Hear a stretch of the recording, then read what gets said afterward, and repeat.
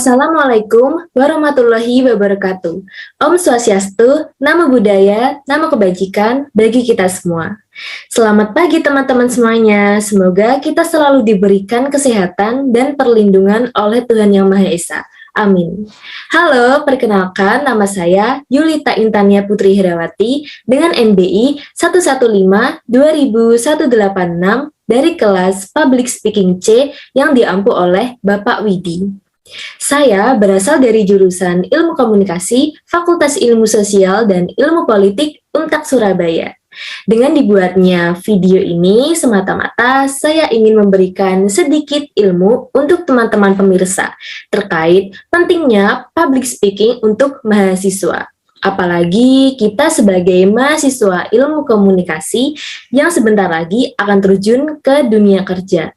Bagi teman-teman semua yang masih tabu dengan pengertian apa sih itu public speaking, yuk kepoin bersama-sama materi yang saya share ini. Oke, materi yang saya share kali ini judulnya terkait pentingnya public speaking mahasiswa untuk menghadapi dunia kerja. Langsung saja ke slide berikutnya. Apa saja yang akan kita pelajari? Yang akan kita pelajari yang pertama, pengertian public speaking secara ahli dan secara umum. Yang kedua, tujuan, fungsi, dan manfaat public speaking di dunia kerja. Yang ketiga, faktor pembentuk public speaker. Yang keempat, teknik melakukan public speaking. Dan yang terakhir atau yang kelima, tips melakukan public speaking di dunia kerja. Langsung saja ke slide berikutnya, teman-teman. Oke, pengertian public speaking menurut para ahli. Menurut Merriam-Webster, public speaking dapat diartikan sebagai the act or skill speaking to usually a large group of people, yang artinya dari kalimat tersebut bisa dikatakan bahwa public speaking adalah keterampilan yang dimiliki seseorang dalam berbicara, baik berbentuk kelompok besar maupun kelompok kecil. Lalu, menurut ahli yang kedua yaitu David Zarefsky, public speaking merupakan bentuk komunikasi berkelanjutan melalui pesan maupun melalui lambang dengan cara interaksi dengan pembicara dan audiens. Langsung slide ketiga. Oke, kali ini pengertian public speaking secara umum ya teman-teman. Jadi pengertian public speaking adalah proses komunikasi yang dilakukan di hadapan khalayak ramai atau sekelompok orang. Berdasarkan definisi tersebut, maka public speaking adalah tata cara untuk bicara di depan umum, sehingga harus dilakukan secara runtut dan terencana. Oleh karena itu, dalam public speaking tidak hanya membutuhkan kemampuan berbicara, tapi lebih pada kemampuan bicara yang terstruktur dan mudah dipahami orang banyak dalam waktu singkat. Oke, yang ketiga kita sudah berada di poin kedua, yakni tujuan dan manfaat public speaking dalam dunia kerja. Jadi, tujuan utama dari public speaking adalah menyampaikan pesan pada khalayak ramai, baik dalam perusahaan maupun di luar organisasi. Jadi, melalui skill public speaking, seseorang dengan mudah berbicara pada banyak orang sekaligus meminimalisir kesalahpahaman atau misunderstanding. Apabila Anda berbicara di depan banyak orang, tetapi kurang ahli dalam public speaking skill, maka audiens bisa bosan atau meninggalkan acara. Seorang public speaker harus menguasai materi yang ingin disampaikan, percaya diri, dan mengatur nada bicaranya agar menarik audiens. Sementara itu, fungsi dari adanya public speaking adalah meningkatkan kepercayaan diri dan nilai pada seseorang ketika berbicara di depan umum. Lanjut ke manfaat public speaking, khususnya di dunia kerja ya teman-teman. Oke, jadi manfaat public speaking itu memudahkan Anda dalam menyampaikan informasi dengan lancar, menumbuhkan kepemimpinan, dan menguasai perhatian audiens. Cara Anda menyampaikan pesan jika andal dalam public speaking skill akan memudahkan dalam menggait perhatian audiens maupun tim. Saya memberikan 5 manfaat public speaking ya teman-teman. Yang pertama, pengaruh pada peluang karir. Tahukah Anda kalau menguasai kemampuan public speaking bisa berdampak positif pada perkembangan karir Anda loh? Sebagai contoh, jika Anda seorang sales, maka punya skill public speaking akan memudahkan Anda mempromosikan produk dan jasa yang perusahaan jual pada konsumen. Begitu pula ketika Anda melakukan wawancara jadi lebih mudah dan percaya diri loh. Di sisi lain, kemampuan berbicara di hadapan publik membuat Anda makin menonjol dibanding karyawan lain. Di poin yang kedua, yaitu memperluas koneksi. Orang yang cakap dalam public speaking memiliki relasi yang luas karena cara berbicaranya mampu menarik perhatian orang lain atau lawan bicara, terutama jika mengembangkan skill berbicara persuasif atau mempengaruhi ya teman-teman. Pengaruh koneksi yang luas dan solid mampu berdampak pada jenjang karir dan memudahkan teman-teman semua Anda dalam mendapatkan pekerjaan. Di poin yang ketiga, yakni bisa membangun kemampuan leadership. Kemampuan memimpin atau kepemimpinan ini juga bisa teman-teman tingkatkan dengan mengembangkan keterampilan public speaking. Mahir dan percaya diri saat berbicara di hadapan umum akan menambahkan nilai dan citra Anda sebagai pemimpin yang baik di depan tim.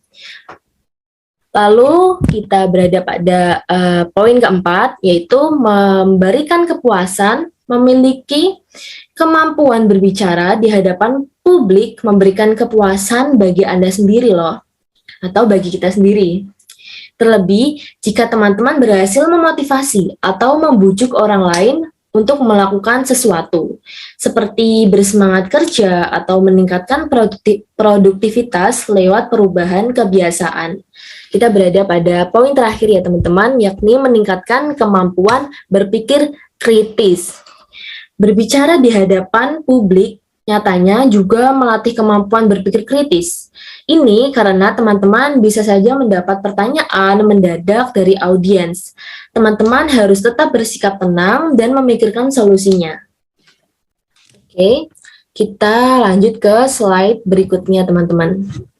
Jadi ini teman-teman, faktor membentuk public speaker itu dibentuk oleh 3L ya. 3L itu ada lahir atau memiliki bakat, yang kedua lingkungan, dan yang ketiga ada latihan.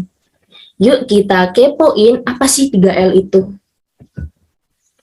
Oke, jadi apa sih 3L itu? 3L itu yang pertama, lahir atau bakat, yang artinya seseorang sudah menguasai bakat public speaking sedari lahir atau bawaan dari lahir yang membentuk dirinya untuk bisa berbicara di depan. Biasanya ada faktor keturunan dari orang tua sih.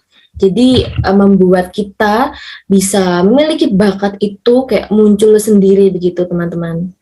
Yang L yang kedua adalah lingkungan. Faktor lingkungan yang membuat seseorang secara alamiah berkeinginan atau bisa menguasai teknik public speaking. Contohnya nih, ketika kita atau teman-teman sering melihat seseorang berbicara di depan, atau ada seorang teman atau tetangga atau siapapun yang teman-teman temui, ketika mereka sedang berbicara di depan nih. Jadi ketika kita melihat, kita bisa memiliki keinginan untuk menguasai public speaking, begitu teman-teman.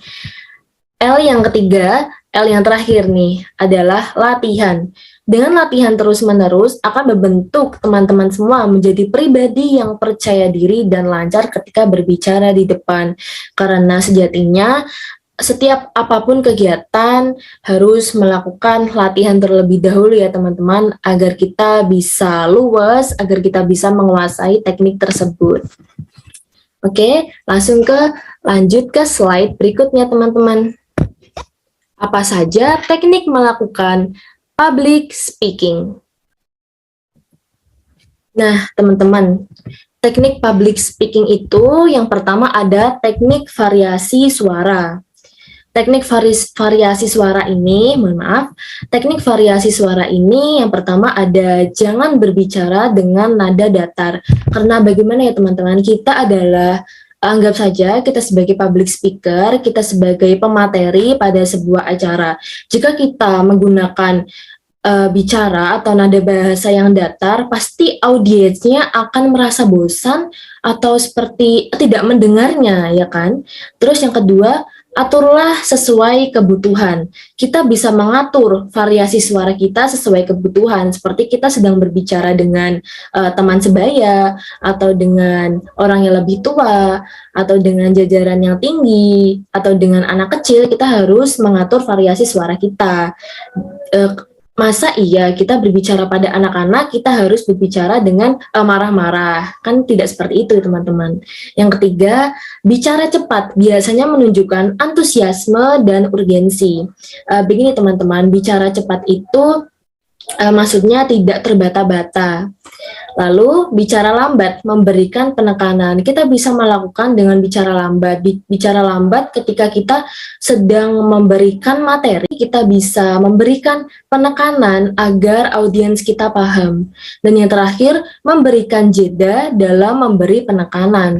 Jeda itu penting ya teman-teman. Kalau kita bicara cepat terus-menerus, takutnya audiens kita nanti tidak paham. Yang kedua, teknik kedua nih teman-teman. Ada teknik ekspresi wajah. Jika berbicara, pastikan mata tidak terpaku pada suatu benda. Jadi ketika kita menjadi pembicara di depan, ada audiens kita, ekspresi wajah kita atau kontak mata kita itu harus menuju ke depan. Tidak hanya ke depan saja, tapi kita harus menuju ke semua audiens agar kita memiliki keintiman atau keharmonisasian dengan audiens tersebut. Lalu hindari kecenderungan menggeleng-gelengkan kepala. Kita tidak perlu melakukan ekspresi wajah terlalu berlebihan. Ya mungkin menggeleng-gelengkan kepala perlu, tetapi disesuaikan dengan topik yang kita bawa, seperti itu teman-teman. Lalu yang terakhir adalah biasakan tersenyum. Tersenyum itu sangat-sangat penting ya teman-teman, karena apa? Tersenyum itu akan membuat kita lebih percaya diri dan lebih disukai oleh audiens.